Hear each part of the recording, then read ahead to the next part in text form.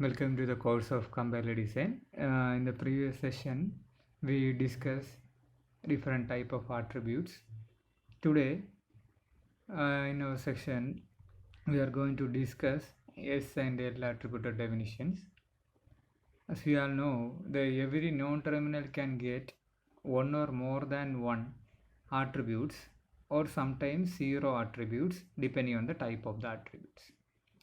The value of these attributes is evaluated by using some semantic rules associated with the productions. There are two notations for attaching semantics rules to the productions. The first one is syntax directed definition and the second one is translation schemes. It is a translation scheme is also called a syntax directed translation. The syntax directed definition, which provides high level specification, that means it hides many implementation details. It provides a abstraction, that is means it hides the implementation details. In the case of the translation schemes, it provides more implemented oriented details. That means it indicates the order in which the statement rules are to be evaluated. That is the difference between these two notations for attaching semantic rules. First, we will see what is syntax directed definition. The syntax directed definitions are a generalization of context-free grammar in which the grammar symbol have associated a set of attributes and the productions are associated with the semantic rules for computing the values of attributes. That means the grammar symbol associated with some attributes and the production rules are associated with some semantic rules. In this example, you can see a production, that is S produces opening bracket, S closing bracket, then S produces epsilon. Here we are associating the attribute count to the non-terminal S. Then it become attributed grammar. The syntax directed definition sometimes called attributed grammar also. Here the attribute count is associated with the grammar symbol S and the semantic rules, that is S dot count equal to Sn dot count plus S2 dot count is associated to some productions in the grammar, that is first productions in the grammar. Then all other semantic rules are associated with the different productions in the grammar. That is the idea of attributes and the semantic rules and how we are associating them to the productions. This abstract grammar or attribute grammar is a special form of context-free grammar where some additional information, that is attributes, is appended to one or more of its non-terminal in order to provide context-sensitive information. The value of the attributes of the grammar symbols at a given parse tree is defined by the semantic rules associated with the productions. So we can say that the syntax directed definition is a combination of context-free grammar and semantic rules, which provides a kind of abstraction specification. The idea is it provides only high level specification, so it hides implementation details. In a syntax directed definition, the explicit order of evaluation is not specified. In the case of syntax directed translation, we will provide the evaluation order, how the particular value of the node is calculated. In the case of syntax directed definition, the explicit order of the evaluation is not specified. That is the case. In the previous session, we discussed about the type of attributes. This is to give an overview to that. There are two type of attributes, that is first one is synthesis attribute and the second one is inherited attribute. In the case of synthesis attribute, it evaluate, that is the value of a the attribute value of a node is evaluated from its child node, here you can see a example, that is S produces ABC. The value X is the attribute to associated to each and every node, that is each and every non-terminal S, A, B, C. The value of the node, that is the value of the node S is a function of the value of attribute X of A or B or C. That is A, B and C are the child node of the node S. So we can evaluate the value of S by calculating the function or evaluating the function of its child nodes. Then it is called synthesis attribute. The second type of attribute is inherited attribute. In the inherited attribute, the value of a node is evaluated from its parent or from its sibling. That is, consider the same example, that is S produces A, B, C. Here the value of A is a function of value of its attribute of its parent S or its sibling B or C. Or same time the value of B can be evaluated by using its from its parent or from its siblings also, or we can use the any combination of these also. That is, we can evaluate from its parent alone or from its sibling alone. That comes under the category the inherited attributes. Next, we are going to see the different type of syntax directed definition. That is, it is used to, there are two notations or two type of syntax directed definition. That is, first one is S attributed definition and L attributed definition. The syntax directed definition is one of the notation used for attaching the semantic rule to the productions. That is, it is one of the notation used for attaching the semantic rules to the production. In that case, we are using two type of syntax directed definition. That the first one is S attributed definition. The second one is L attributed definition. Okay, first we can see the S attributed definition. In the case of S attributed definition, we use, that is that the syntax directed definition use only the synthesis attribute. That is, the value of a node is calculated from its child only. Then we can say that it is a synthesis attribute. In the case of S attribute definition, the SDT use only the synthesis attribute. That is the first point. Then in the case of S attributed definition, the translation rules, or we can say that the semantic rules is placed only at the rightmost end of the production. That is, generally we are placing the semantic rules to the right side of the production. Then if we place the rightmost end, then that is the case of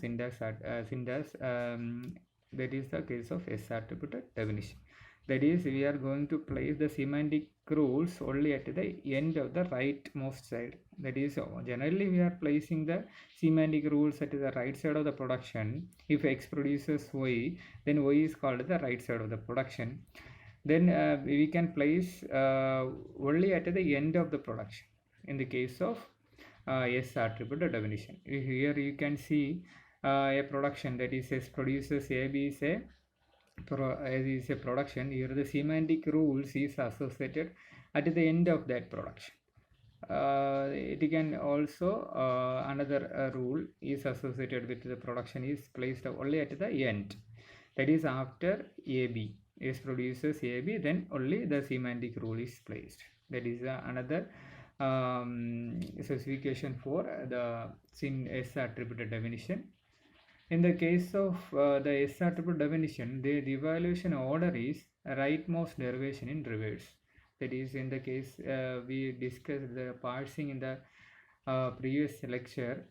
Here we studied that the bottom up parsing following the rightmost derivation in the reverse order. That is, the S attribute definition can be used in bottom up parsing. The evaluation order means how the particular semantic rules are applied is the rightmost derivation in the reverse order. This is an example of S attribute definition. Here you can see in the case of S attribute definition, we can only use the synthesis attribute. That means the value of an attribute is calculated from its child node. Here the val is the attribute associated with each and every non-terminal in this production. The value of the first production, that is L produces En, is evaluated. The value of L is evaluated from its child node, that is E, so it is a synthesis attribute. Then the second production, that is E produces E1 plus T. The value of E is calculated from its child node E1 and T, so it is also synthesis attribute. In the next case, the E produces T. The value of E is calculated from the node of T. That is also synthesis attribute. In the next production, that is T produces T1 star F. Its value of T is evaluated from its child node. This is a function of child node, that is T1 and F. So it is also a synthesis attribute. In the case of the next production, T produces F. The value of T is evaluated from the value of F. It is also the child synthesis comes under synthesis attribute. In the next production, that is F produces opening bracket E closing bracket. The value of F is evaluated from its child node, that is E dot value. It is also a synthesis attribute. Then F produces digit. That is also a synthesis attribute. So we can say that it is a S attribute definition because in all the productions following the synthesis attribute, all the production and this grammar is following synthesis attributes, or we can say that all the attributes value calculated based on the synthesis attribute. So it is a S attribute definition. In the case of the second notation, so second type of the syntax directed definition is L attribute definition. In the case of L attribute definition, we can use both the synthesis and inherited attribute, but we are placing some restrictions to the inherited attribute. That is, in the case of synthesis attribute, we are evaluating the value of a node from its child node. But in the case of the inherited attribute, the value of a node is evaluated from its parent or from its sibling. Now we are going to provide or include some restriction to the inherited attribute. That is, a node can evaluate its attribute value from its parent node or from its left sibling only. So a node cannot get its value from its right sibling. That is mean by restricted inherited attributes. There is no formal notation for restricted inherited attributes. For the sake of understanding, we are calling it as restricted inherited attribute. Okay, then that is about the use of attributes. That means L attribute definition can use either synthesis or a restricted inherited attribute or the combination of these. And the second point is the translation is or a semantic rule is placed anywhere in the RS of the production. That is, we already say that the semantic rules are placed at the right side of the production. That is, if X produces Y is a production, then we can place on the right side of the production. That is, in the case of we can place before the Y or after the Y. If there is a more than one non-terminal on the right hand side, then we can place in between that also.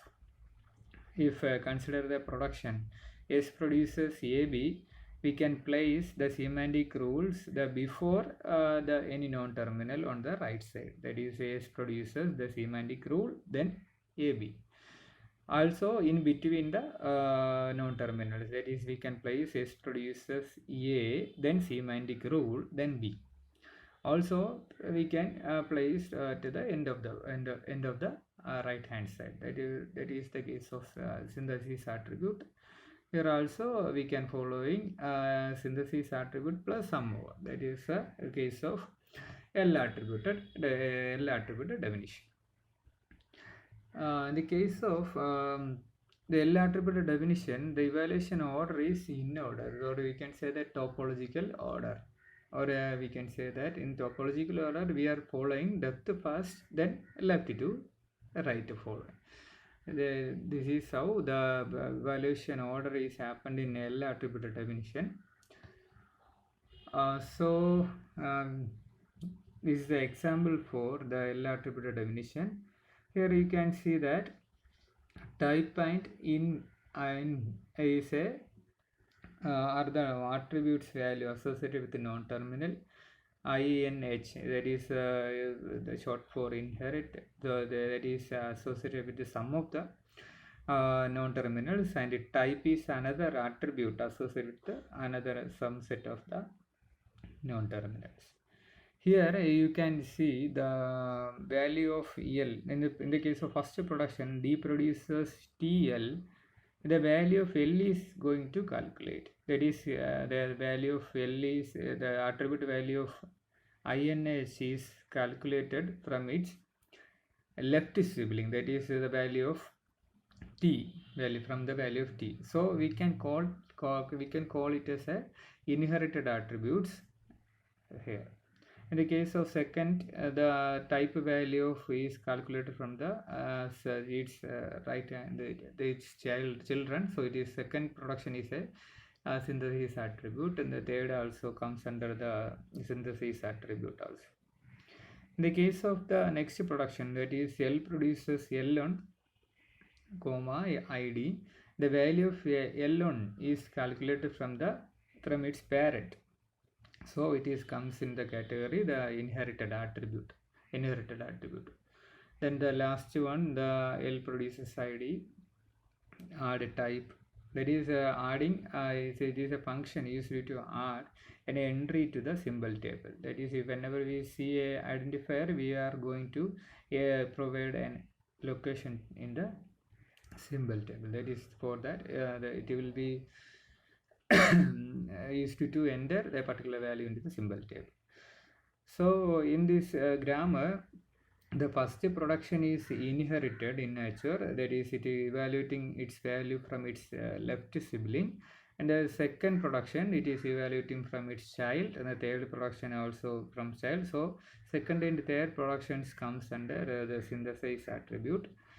Then the fourth production, that is L produces L1, ID is a inherited attribute because its value is calculated, that is L1 value is calculated from its parent node, that is L. So it is comes under inherited attribute. The last one is also comes under synthesis attribute. So we can say that it is a combination of inherited attribute and synthesis attribute. So it is an example for L attribute definition. Here we are restricting the inherited attribute so that we can evaluate a particular node's value from its parent or from its left sibling only. Okay. Then from the observation, we can say that we can say that all the S attribute definition is L attribute definition, because in the case of S attribute definition, we can use only synthesis attribute, but in the case of L attribute definition, we can use both synthesis and restricted inherited attribute. So we can say that if a definition is S attributed, then it is also L attributed. But we can't say that if a particular definition is L attributed, then it is may or may not be S attributed definition. That it depends on the grammar. Okay, that is observation. Then we can see the evaluation of these L attributed and S attributed definition in the next section. Thank you.